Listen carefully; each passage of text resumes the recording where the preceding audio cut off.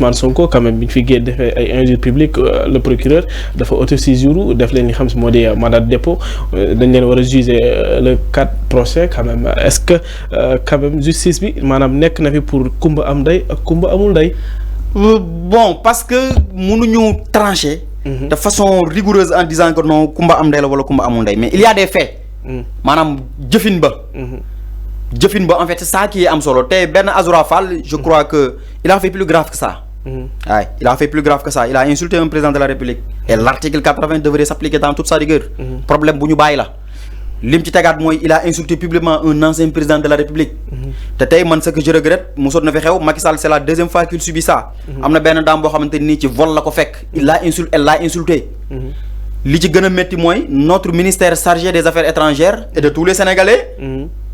jël communiqué génne ko di défendre un citoyen boo xamante ni il a insulté un ancien président de la République. C'est regrettable man ñaawlu ma ko rafetlu ma ko parce que xam nga la moo tax.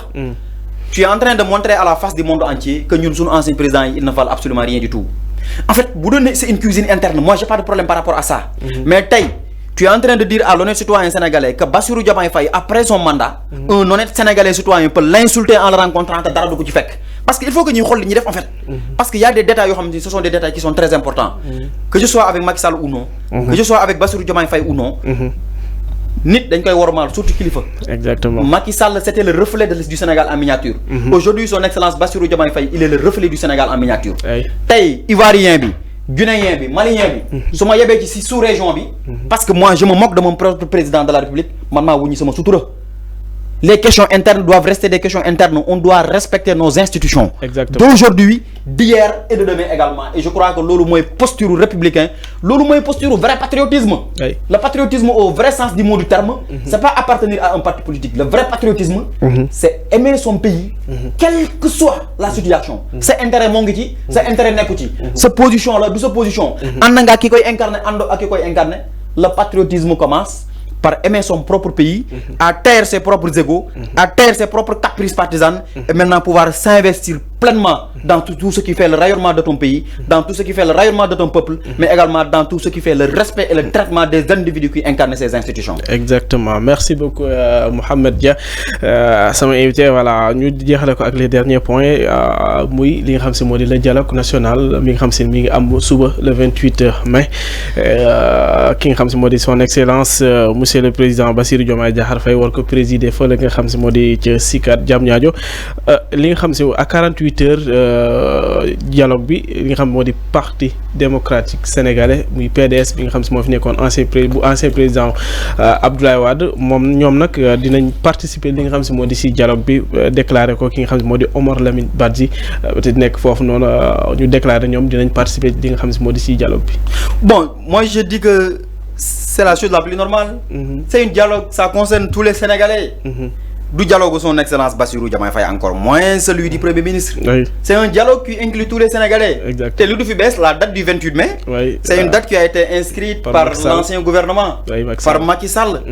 C'est une date qui est nationale. Chaque année ça se fait. Maintenant, li ci ëpp solo mooy njeexital yi nga xamante ni dina am ci dialogue ba. Ak buñ cay jëlee décision ndax décision yi danañ ko jëfee waaw wala déet. Parce que réew day toll foo xamante ni man dama ne du urgence kese mooy tax ñuy dialoguer. Du situation catastrophique kese mooy tax ñuy dialoguer. Exactement. Aduna lépp loo gis même l'ingénieur qui fait de la construction day planifier d'abord aduna loo planifié wul. mënoo ko pratiquer. Tey boo ne da nga bëgg a dem Colobane. Il va falloir que nga jël bis boo xam ne moom mooy dem Colobane. Il va falloir que tu empruntes la voie bi nga xamante ni c'est cette voie qui mène à Colobane. mënoo xëy na cëpp Colobane ce n'est pas possible. C'est un itinéraire. Léegi nag itinéraire boobu noonu. dialogue daf ci bokk. Tey ce ne sont pas ceux qui dirigent le gouvernement qui sont les meilleurs. Déedéet nekkul ñu nekk ci gouvernement bi rek ñoo fi meilleur de. Y a des gens yoo xamante ni ils font partie de l'opposition. De la société civile. Seen xam-xam màcc na. Chaque voix compte. Chaque proposition peut être un potentiel déclencheur d'économie. Moo tax tey cette posture démocratique du président de la République et de son gouvernement woo Sénégal yi toutes les forces vives de la nation ñu toog autour d'une table ñu waxtaan ci question yoo xamante ni am na njeexital ci dundu sénégalais bi moi je suis d'accord. Maintenant sur la question de la rationalisation des partis politiques. Exactement. ñoom bu ñu juger nécessaire qu'il doit faire de la rationalisation des partis politiques. Moi je le soutiens dans l'idée. Mais dama jàpp ne Sénégal les gens disent qu'il y a plus de 300 partis politiques. Exactement, oui. Mais dans tout ça également am na benn analyse bu ñu war a def. mooy ces 300 partis politiques ne sont jamais partis aux élections. Sénégal saa bu élection présidentielle amee.